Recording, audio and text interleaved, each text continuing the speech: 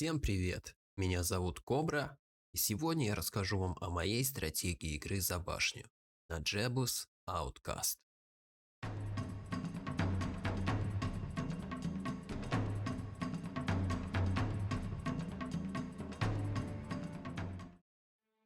Итак, для старта у нас есть несколько неплохих героев на выбор. Риза – специализация «Одна ртуть в день», стартовые навыки нападение и мистицизм. Стартовой армии стек гремлинов 5-7 горгулей и 4-5 големов. Книги со старта имеют волшебную стрелу. Улучшаем замки гремлинов и погнали. Пикидрам – специализация горгулии, стартовые навыки, разведка и мистицизм.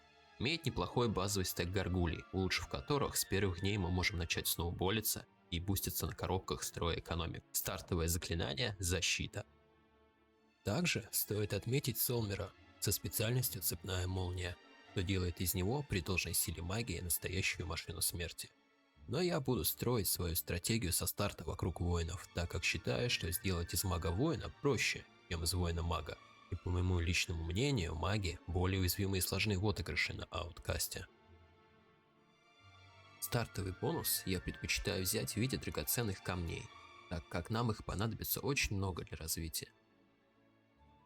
Суть моей стратегии заключается в том, чтобы как можно скорее поставить гигантов, а в дальнейшем и титанов. При хорошей раздаче мы должны сделать это на первой неделе, поэтому нам потребуется очень много ресурсов. В общей сложности 25 дерева, 25 камня, 8 кристаллов, 18 драк камней и 13 тысяч золота. Ну и еще по мелочи. Отыграв несколько игр на башне, я пришел к выводу, что Риза лучшая в виде стартового героя из-за ее способности переносить ртуть, а также потому, что наш замок будет иметь обзорную башню, построив которую на второй день мы сможем получить много информации о территории и построить план на ближайшие дни, что делает разведку Пикидрама менее полезной в первое время. Уникальное строение на нашей территории – это лаборатория чернокнижника, которая позволяет нам менять аналогичные драгоценным камням ресурсы один к одному. Здесь-то нам и пригодится Риза. Это часто позволяет сэкономить драгоценные ходы, не захватывая лишнюю шахту или не подбирая лишний пакет ресурсов. Если спаун удачный, то обязательно к посещению. Сейчас мы на примере одной из моих игр, которую я отыграл недавно, разберем порядок моих действий, а также я расскажу, чем я руководствовался и какие ошибки я допустил. Итак, мой стартовый герой – Риза. Я улучшаю гремлинов, выхожу из города через монолит опыта. Получаю второй уровень, подбираю пакет серы и склад камня. Замечаю легкую коробку за зомби. Она-то и станет моей первой задачей. На второй день строю обзорную башню, чтобы сориентироваться на местности и понять, нет ли где-то более сладкого предложения для меня. Увидев шахту дерева, я точно уверен, что пойду за коробкой. Я помню, что нужно много дерева для постройки гигантов. Третий день – строим префу. Я решаю собрать все дерево у шахты, так как больше не планирую возвращаться сюда. Играя онлайн-лобби, рассчитывайте ресурсы, сначала стройте, а в конце хода воюйте. Это позволит серьезно сэкономить таймер. Я буду играть на автобое, чтобы было побыстрее. Помните самый важный аспект. Если вы идете в бой, в котором понесете потери для армии, вы обязательно должны получить усиление. Войско или очень важный артефакт. Если вы не уверены, не рискуйте, сыграйте безопасно. Прикинув по ресурсам, я точно понимаю, что успею построить как минимум наг до конца недели. Возвращаюсь назад, собираю пакеты, из сундуков берем деньги. Опыт я буду получать из битв. На джинов не хватает кристаллов, которые я видел на дороге, поэтому я решаю двигаться дальше вдоль дороги, облизывая ее по обочинам. Раздача была весьма неплохая. Вот и тот самый момент, когда Риза может овладеть ранней разведкой. Можно было и не брать ее. Но я решил, что в будущем на центре она мне пригодится. Также постоянно проверяйте стоимость вашего передвижения зажатой клавишей Alt. Просто подняв ученого, что мешал идти по дороге, я сэкономил 100 мувпоинтов. Представляете, что если так экономить каждый день, то за 2 недели игры набегают лишние сутки. Потратьте лишнюю секунду, прикиньте ходы.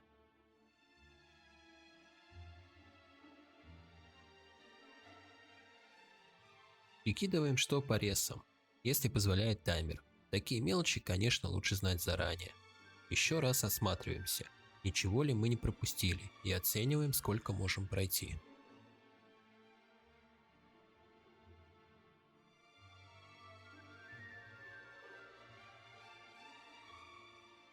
Этот мув за камнем был лишний, так как камня мне пока хватает, а назад я все равно вернусь и мог бы взять его позже.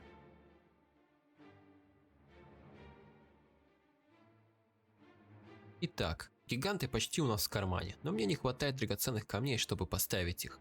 Выше я видел один стек драг камней. Так как у меня был открыт массивный участок земли, я предполагал, что там может быть шахта. Пройдя по дороге, я замечаю нычку гигантов, но время меня поджимало, и я не решился брать ее. Отправился за коробкой и к шахте, чтобы построить гигантов. Хотя я думаю, что более сейвовый вариант был бы захватить нычку, предварительно зачистив банк гномов и взяв щит. И нанять на первой неделе тех же двух гигантов, но уже себе в карман, и с ними отправиться дальше по дороге.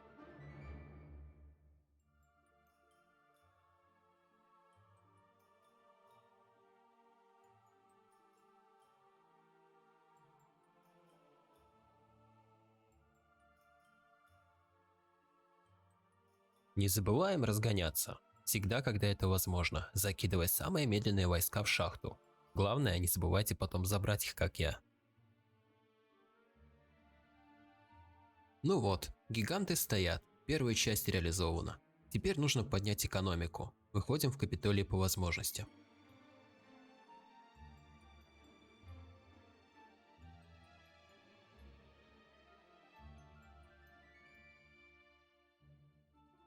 Осматриваясь, я решаю взять замок. В замке всегда можно взять бомжей на размен в бою. И замечаю книгу земли. Мудрость рано не приходила, это значит, мы отказываемся от бункера. И в этой катке попытаем удачу, попытаясь найти книгу воздуха в центре. Также на респе у нас есть неплохая утопа, которую мы можем взять немного позже. Она позволит нам поставить титанов и выиграть эту катку. Ну а пока хаваем гигантов и доедаем коробки, что я оставил сзади, двигаясь назад к замку. Почему я не пошел дальше или за книгой земли? Я думал, что выход в центр располагается как раз дальше по дороге из деревни Инферно, и решил взять книгу как раз перед ГО. Да и с Минотаврами было бы тяжело драться с такой армией. Помним о риске, не суетимся. Собираем золото, которое нам нужно на скупку войска в замке, и заодно собираем коробки. Вот и мудрость, но поскольку я решил отказаться от нее, то свободный слот можно отдать под стрельбу, если повезет. Хотя я еще не до конца разобрался, как даются навыки разным героям, но стрельбу в этой игре я получу.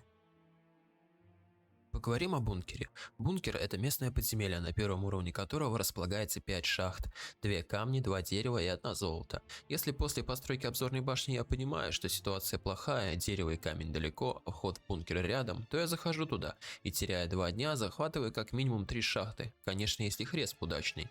Дерево, камни и золото, а после выхожу. Так я поступаю, если понимаю, что тампово играть совсем не получается. На втором уровне подземелья находится 2 замка, один из которых сопряжение. Его можно использовать для постройки университета магии и дополучить недостающие школы в зависимости от вашего плана на игру. Также самая главная фишка второго бункера – это коробка со всей магией в игре, но получить ее вы сможете только если вы эксперт мудрости. 90% моих игр строится именно через эту коробку. Я считаю, что потратив время на бункер, мы экономим время на центре, на поиск нужных книг, освобождаем слоты под них, а также сразу очень мобильны, так как имеем дверь измерений. Пойти рано за коробкой с магией не получится, так как вход охраняется охраной подобной ГО. Делайте это перед выходом, или когда будете достаточно сильны. Итак, пока доедаю все, что осталось, попутно строю экономику, поговорим о том, что нам нужно знать. Мы всегда должны отталкиваться от того, что нам нужно в конкретный момент, будь то какой-то ресурс, которого нам не хватает на постройку, или необходимая нычка с существами. Так что строим свой маршрут, отталкиваясь от этого, чтобы нам потом не приходилось возвращаться, дособирая пакет камня, который мы забыли.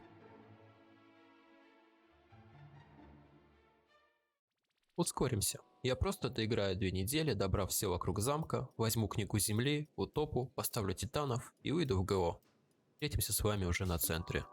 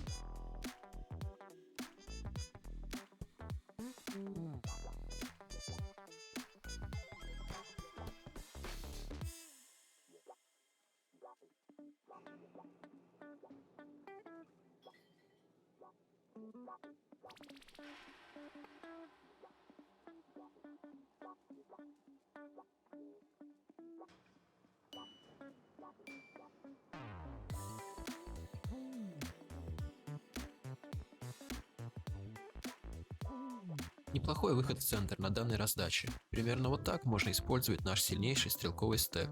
Главное, чтобы хватало маны. То есть даже без армии мы можем воевать с любыми лишними юнитами на центре без потерь. Главное, мы должны ходить первыми и поставить силовое поле. Но даже в обычной ситуации, когда мы экономим ману, двигаемся вдоль дорог между замков, хватая только то, что нам необходимо, титанами в кармане мы очень сильны, и проблем на центре у нас быть не должно. Примерно вот так будет выглядеть наш идеальный персонаж. Я использую артефакты, максимально влияющие на характеристики, и двигаюсь по центру, отталкиваясь прежде всего от них и от коробок. Лук снайпера – отличный артефакт для нас, не пренебрегайте возможностью собрать его. Если нам не удается найти книгу воздуха, можно использовать шляпу заклинателя для перемещения. Главное, не забывайте менять ее в конце хода и когда пополняете ману в замке. Также шляпа может дать нам жертву. Если мы играли без бункера, тоже очень сильный спел. Учитывайте это, выгодно ли это для вас в вашей ситуации. Что нам нужно знать о центре? Важно взять под контроль центральный замок. Постоянно проверяем в тавернах положение дел у нашего оппонента. Используем заклинание просмотра воздуха, чтобы понять, где он сейчас. Если мы понимаем, что он еще не вышел, стараемся двигаться к нему, чтобы отхавать центр с его стороны. Важно не просто ломиться к его ГО, а стараться получать необходимую бусту по пути, иначе это может плачевно закончиться для нас.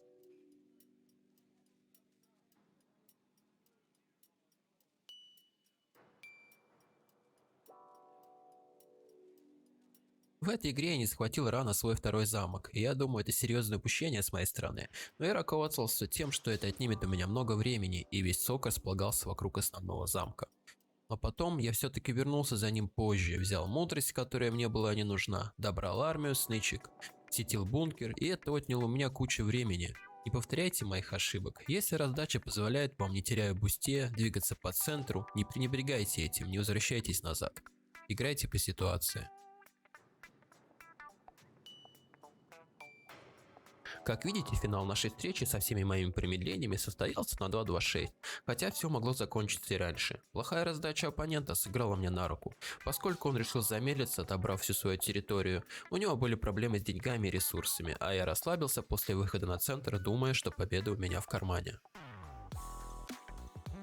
Используем преимущество красного цвета и нападаем первыми, чтобы закрыться силовым полем. Нам на руку, что сильнейшие ударные стеки у цитадели занимают 2 клетки.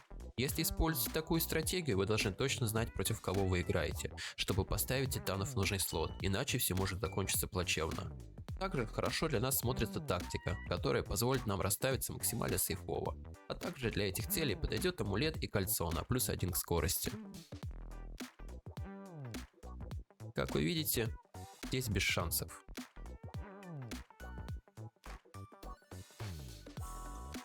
Также мы обыграли и другой вариант развития событий. Разогнали Шиву, чтобы понять, как можно контрить некоторое дерьмо. Чтобы все сработало, наш оппонент должен иметь черный шар, так как титаны имеют иммунитет к магии разума. А магия разума — это берсерк, который позволит проконтролить нас, не давая нам закрыться силовым полем.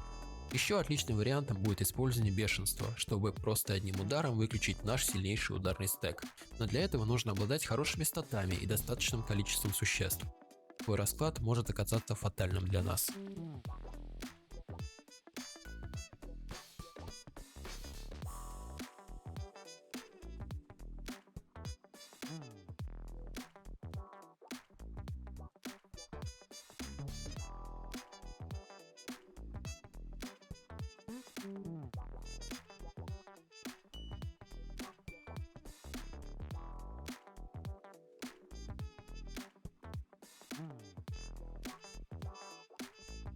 Еще один вариант, который хорошо сработает против нас, прежде чем мы успеем закрыться в силовое поле и накастовать антимагию на второй свой ход, это сильный стек лучников, например, как в данном случае циклопов. Если их достаточно много, противник должен накастовывать на них бешенство и закидывать нас. Так как мы уже под антимагией, то мы не сможем применить жертву. Он будет просто поднимать свой стек жертвой, и мы проиграем. Но как вы видите, в данном случае победа возможна только если я ошибусь, а ошибаться не надо.